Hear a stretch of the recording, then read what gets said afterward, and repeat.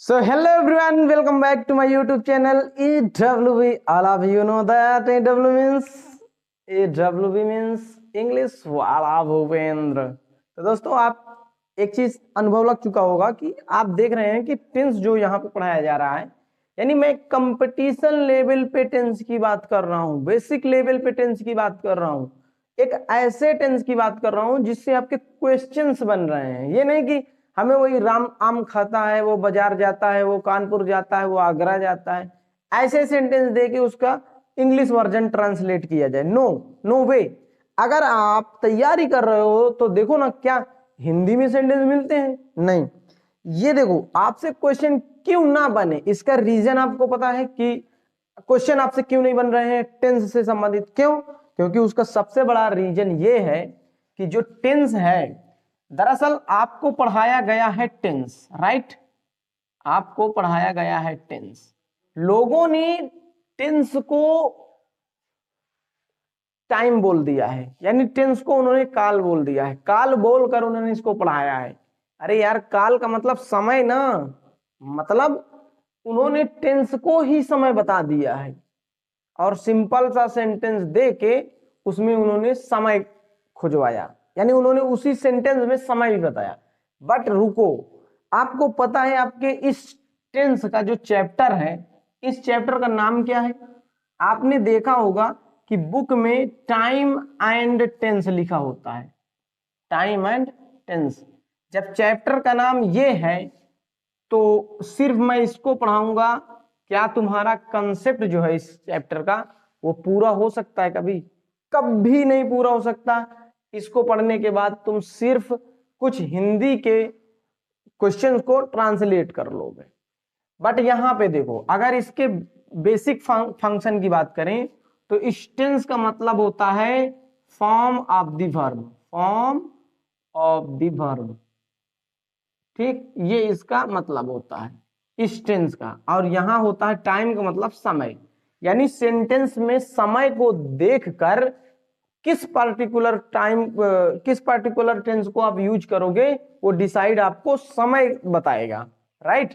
ये समय बताएगा, समय के अकॉर्डिंग आप टेंस का फॉर्म चूज करोगे। तो समय के रिफरेंस को आपको सेंटेंस में तो देखना होगा, क्योंकि आपने ये सोचो कि अभी तक तो आपको सिर्फ टेंस पढ़ाया गया है, टेंस की बात हम नहीं करेंगे। टेंस आप जानते हो, क्योंकि टेंस का मतलब होता है वर्ब की फॉर्म।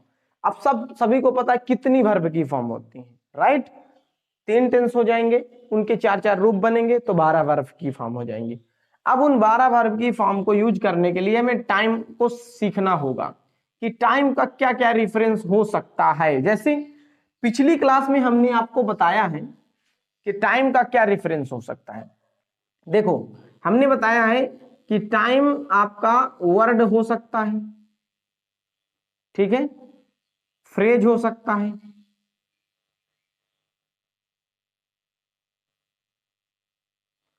क्लाज हो सकता है, यानी एक सेंटेंस भी समय बता सकता है।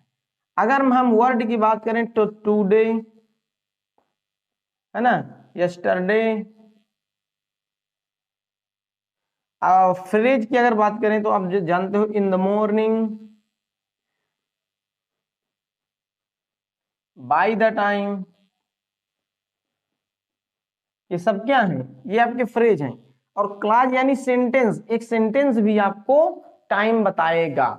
तो उस टाइम को देखकर फिर किस पर्टिकुलर वर्ब को चूज करना है वो सेंटेंस में पता चल जाएगा। तो इसके लिए आपको टाइम पढ़ना है, ना कि tense. Tense already done with you, तो हमें पढ़ना क्या है? टाइम। जैसे अगर आपके सामने एक एग्जाम का क्वेश्चन रखा जाए, हमने क्वेश्चन दिया ही 4 novels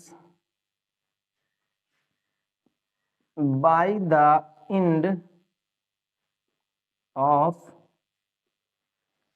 आपके सामने ऑप्शन है और क्वेश्चन है, इसको कहते हैं टाइम एंड टेंस। टाइम का वर्ड यहां पे है, ये है टाइम और ये आपका है टेंस। अब यहां पे देखो, इस टाइम को टेकअप करके आपको टेंस चूज करना है, ना कि टेंस से टाइम डिसाइड करना है। नो, जब आपको समय पता चल जाएगा तो टेंस ऑटोमेटिक चुना जाएगा। देखो इधर जो समय होता है या तो क्लियर क्लियर प्रेजेंट बताएगा, या तो क्लियर क्लियर पास्ट बताएगा, या तो क्लियर क्लियर फ्यूचर बताएगा। आपके सेंटेंस में अगर प्रेजेंट बताएगा तो मैं एट प्रेजेंट की बात करूं तो आप सबको पता है कि मैं प्रेजेंट की बात कर रहा हूं। मैं यस्टरडे की बात करूं अगर, तो आपको पता है कि मैं पास्ट की बात कर रहा हूं। अगर मैं टुमारो की बात करूं तो आपको पता है कि मैं फ्यूचर की बात कर रहा हूं। लेकिन एक टाइम का और रेफरेंस होता है। वो क्या रेफरेंस होता है कि उस टाइम वर्ड से या फ्रेज से आपको ऐसा पता चलेगा कि पास्ट या फ्यूचर। टाइम के दो रेफरेंस पता चलेंगे, या तो पास्ट नहीं तो फ्यूचर। अगर मैं इस सेंटेंस को देखूं तो देखो लिखा है ही blank space 4 novels by the end of his vacation. यहां पे ये इस वर्ड को देखो, ये जो टाइम लगा है, ये टाइम कहता है bye the end of his vacation, छुट्टी खत्म होने तक। अब एक बात सुनो, यहाँ पे समय देखो, क्या इस सेंटेंस से क्या क्या समय पता चल रहा है। या तो उस बच्चे की छुट्टी पास्ट में हुई है, वो अभी भी चल रही है, ये फ्यूचर में खत्म होगी। इस छुट्टी के खत्म होने तक वो 4 नॉवेल्स पढ़ लेता है, राइट, पढ़ लेगा। छुट्टी खत्म होने तक वो 4 नॉवेल पढ़ लेगा। यानी या तो उसकी छुट्टी पास्ट में हुई है, अभी भी चल रही है, आगे खत्म होते होते 4 नॉवेल पढ़ लेगा। या तो मैं ये बोलना चाह रहा हूं कि उसकी छुट्टी पास्ट में हुई थी, उसी पास्ट में वो 4 नॉवेल पढ़ लिया। यानी या तो इस सेंटेंस मुझे पास्ट का अनुभव हो रहा है, या तो मुझे इस सेंटेंस में फ्यूचर का टाइमिंग पता चल रहा है। यानी इससे मुझे दो टाइमिंग पता चल रहा है, एक या पास्ट या तो फ्यूचर। अब इसको डिसाइड करने के लिए हमें ऑप्शन पे जाना होगा। देखो एग्जाम में ऑप्शन तो एक ही बनाएगा, राइट, सही ऑप्शन एक ही बनाएगा। यहां पे देखो आपने देखा कि इससे पास्ट या फ्यूचर का पता चल रहा, तो हम प्रेजेंट काट देंगे, राइट, पास्ट और फ्यूचर रखेंगे। समझ रहे हो बात?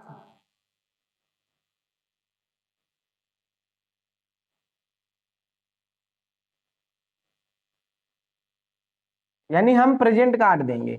अब हमारे पास 1 2 3 ऑप्शन। अब एक बात थोड़ी सी जो ध्यान में रखनी है वो ये कि अगर भाई बाई के साथ टाइम लगता है, तो बाई के साथ टाइम लगने के एक छोटा सा रूल ये है कि फिर उस टेंस का आपको परफेक्ट यूज करना है। यानी जो टेंस आप डिसाइड करोगे उसका परफेक्ट यूज करना है।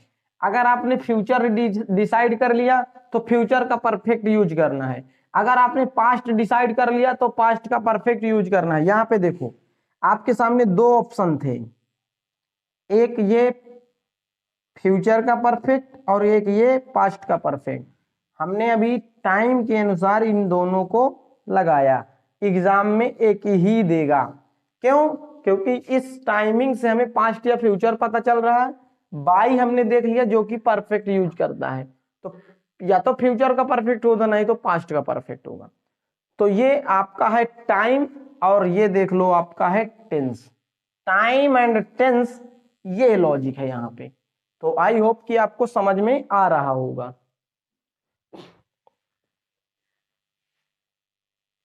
देखो पढ़ाने वाले लोगों ने इसको तुम्हें एग्जाम लेवल पे तैयारी नहीं उन्होंने करवाई इसकी, उन्होंने आपको एग्जाम लेवल के लिए नहीं तैयार किया। उन्होंने आपको कुछ हिंदी के सेंटेंस को ट्रांसलेट करना था, इसलिए उन्होंने तैयार किया। अगर मैं यहाँ पे इंडेफिनिट, कॉन्टिन्यूअस,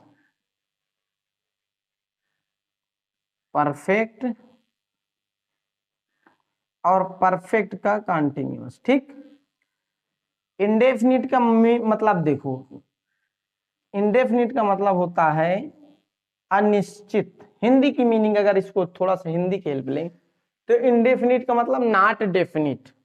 जो नॉट डेफिनिट होता है वही इनडेफिनिट होता है। इन सब का लॉजिक तो तुम सीखोगे ना भाई, कि एक तरफ तुम बोल रहे हो universal truth, habitual action, historical fact को हम इंडेफिनिट में रखते हैं, राइट। और एक तरफ तुम ये भी बोल रहे हो कि इंडेफिनिट का मतलब होता है अनिश्चित। सर सूरज पूरब में उगता है, ये अनिश्चित है, ये इंडेफिनिट है।